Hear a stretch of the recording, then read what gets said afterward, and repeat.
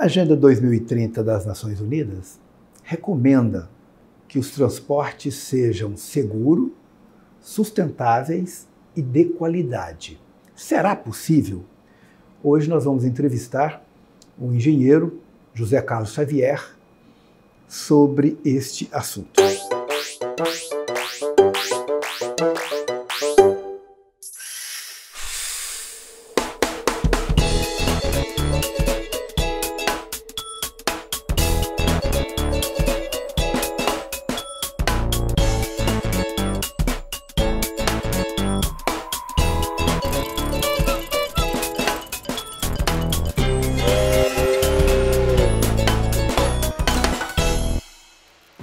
É importante que nós possamos atuar de modo conjunto na região metropolitana em prol da mobilidade sustentável.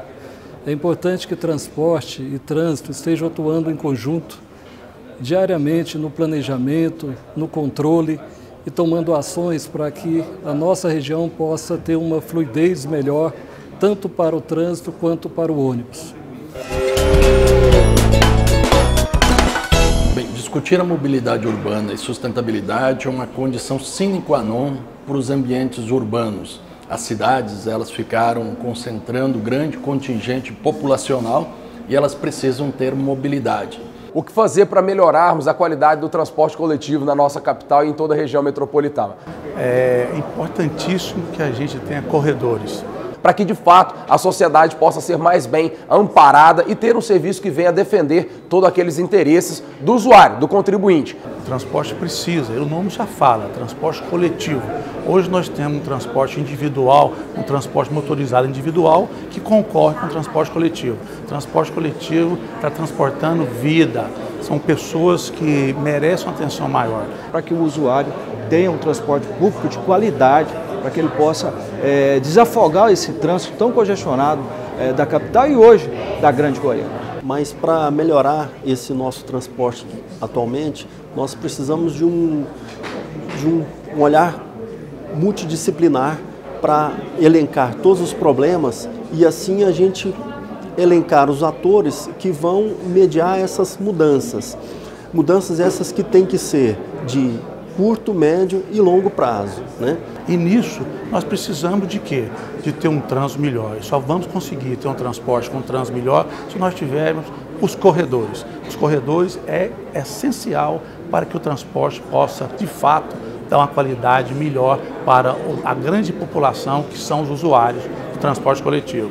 Agora, eu acredito que nesse momento que nós estamos vivendo na história é um momento importante porque nós estamos vendo os personagens corretos, os agentes certos realmente se dedicando em relação a esse assunto.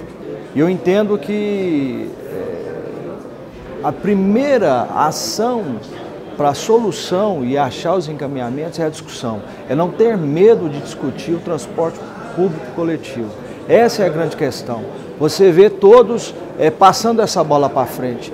A AGR simplesmente ela faz a revisão desses cálculos.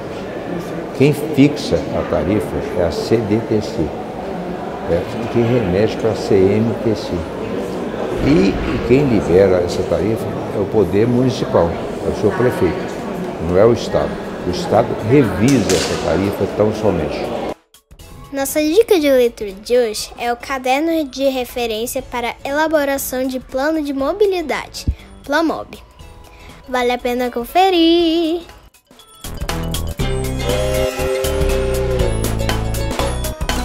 Que mundo podemos deixar para as futuras gerações? Um mundo sem fome, com educação de qualidade. Um mundo com saúde e bem-estar para todos. Com igualdade de gênero, mas com igualdade mesmo. Que produz respeitando a natureza. Com sustentabilidade para nossos rios e oceanos. E com trabalho digno e paz entre os povos. A Agenda 2030 é um plano de ação para as pessoas, o planeta e a prosperidade que busca fortalecer a paz universal. Indica os Objetivos de Desenvolvimento Sustentável com metas para erradicar a pobreza e promover uma vida digna para todos do planeta. Assim, países do mundo todo podem adotar o plano de acordo com suas prioridades e atuar no espírito de uma parceria global para melhorar a vida de todos. O Brasil tem feito a sua parte e continuará fazendo no futuro. Saiba mais em www.odsbrasil.gov.br.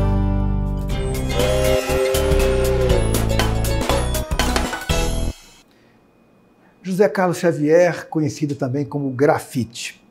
Você acompanhou esse debate no Brasil, conhece muito bem essa história, desde a EBTU, a Empresa Brasileira de Transporte Urbano, e acompanhou também a constituição do Ministério, acompanhou a elaboração da Lei de Mobilidade e hoje acompanha essa letargia, desse abandono a esse serviço tão importante que é o transporte público.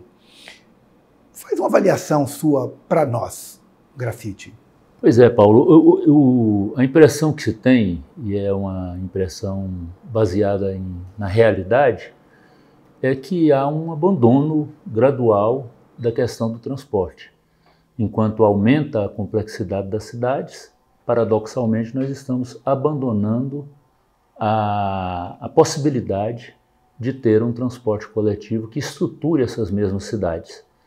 Você falou da EBTU, era a Empresa Brasileira de Transportes Urbanos, uma estrutura voltada para o planejamento das redes de transportes locais. Que ano foi isso? Então a EBTU, na década de 70, teve um papel muito importante, era vinculado ao Ministério dos Transportes, juntamente com o GEIPOT.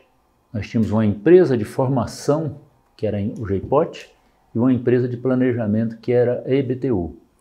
E numa época de forte internacionalização de divisas, então nós estávamos recebendo dólares naquela época, a EBTU e o GEIPOT foram financiados para, de um lado, formar técnicos nos municípios, nos estados, e de outro lado, planejar as redes de transporte para os municípios. Então veja bem, já na década de 70 o governo federal, preocupado com uma atribuição que não era diretamente sua, que é a gestão de redes de transportes urbanas, mas preocupado com a situação do transporte nos municípios.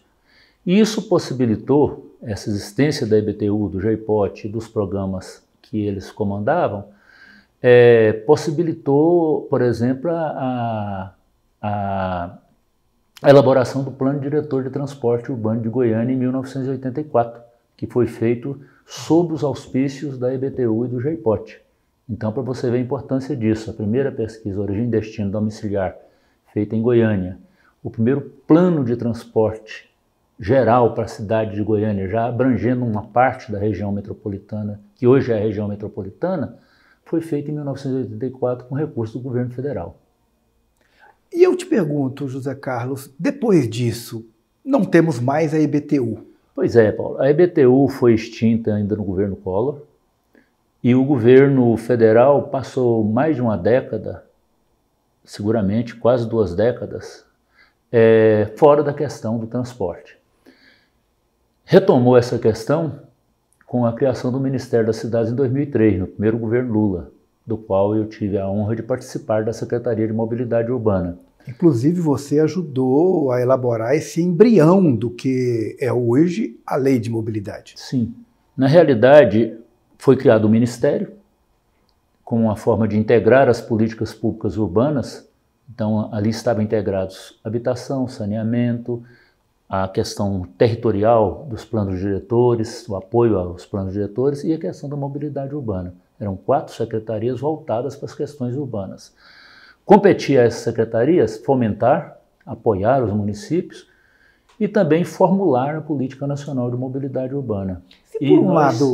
Se por um lado a ONU chama atenção para esses princípios da mobilidade urbana sustentável, acessível, com preço possível para que a população possa pagar, não será um sonho, no nosso caso, diante desse quadro e dessa situação da mobilidade no Brasil, Grafite?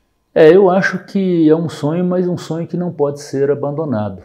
Eu acho que todos nós, técnicos, formadores de opinião, a população em geral, as organizações sociais, têm que perceber a importância de um bom transporte coletivo para as cidades, para poder que isso caia numa agenda pública novamente. Hoje o Ministério das Cidades foi extinto, Nós não sabemos exatamente ainda como essa questão está sendo colocada no governo federal, não temos notícia ainda de como essa questão está sendo colocada, que programas vão subsistir, de que formas vão subsistir, mas de qualquer forma o quadro não é muito bom, porque a lei de mobilidade ela foi aprovada em 2012, né, e ela, até hoje, ela não foi plenamente cumprida, especialmente naquele item que diz respeito aos planos de mobilidade urbana, que são importantes para estruturar as cidades. Esses planos não foram feitos pela maioria das cidades brasileiras.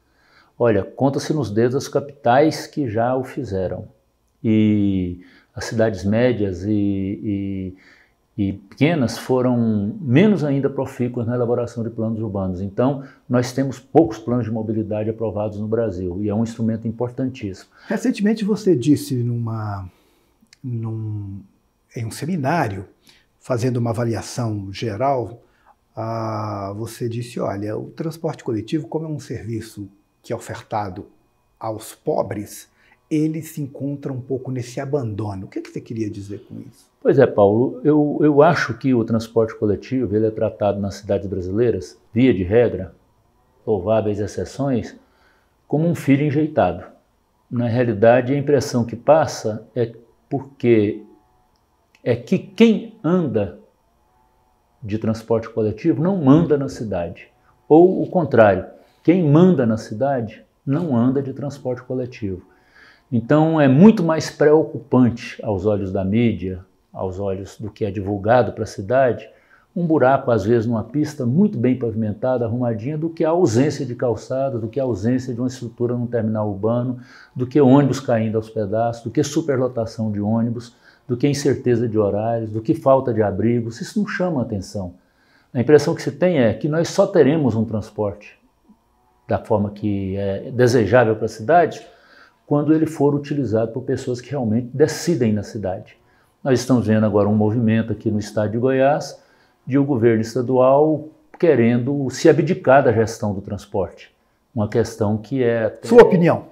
É uma questão que é até impossível que se realize sem uma denúncia pública, porque a atribuição sobre o transporte intermunicipal, ou no mínimo um transporte metropolitano que liga duas cidades, ela é do Estado. Aquilo que não é competência da União e não é competência dos municípios, é competência do Estado. E o Estado não pode se omitir com relação a isso. Seria quase ele dizer, olha, eu não quero cuidar da educação do ensino médio. Setor, é competência dele. Eu vou abrir mão de cuidar disso como se isso fosse possível. Na realidade, o que está por trás disso também é uma crítica ao modelo vigente de gestão, que é um modelo que é muito bom, foi copiado em algumas cidades brasileiras e foi invejado por muitas outras cidades brasileiras, esse modelo de gestão compartilhada da região metropolitana, um modelo criado ainda no início do ano 2000, dos anos 2000, um modelo em que os municípios e o Estado participam juntos. Esse modelo ele é muito bom, ele não funcionou porque ninguém quer ser pai do transporte coletivo. Então o governo do Estado eventualmente participava de algumas questões relacionadas ao transporte, mas não queria se envolver muito na gestão. Os governos municipais não assumiam a parte que lhe cabe com relação a eventuais subsídios, com relação a outras questões, e também se omitia nas questões. Então, uma CMTC, que é a Companhia Metropolitana de Transportes Urbanos, fragilizada, sem recursos e sem um padrinho, sem um pai, né, esse modelo não pode funcionar. Agora, é legítimo que o governador queira mudar o modelo, ou o prefeito, eventualmente, ou os prefeitos queiram um outro modelo. O que não pode acontecer é uma omissão com relação à gestão de nenhum desses entes. Ao agradecê-lo, quero dizer que o projeto das Nações Unidas para que em 2030 nós tenhamos cidades com melhores qualidades, por um lado é uma utopia, mas por outro lado é uma necessidade, é uma ação. Dependerá de mim, de você, da sociedade, construirmos cidades acessíveis. Até!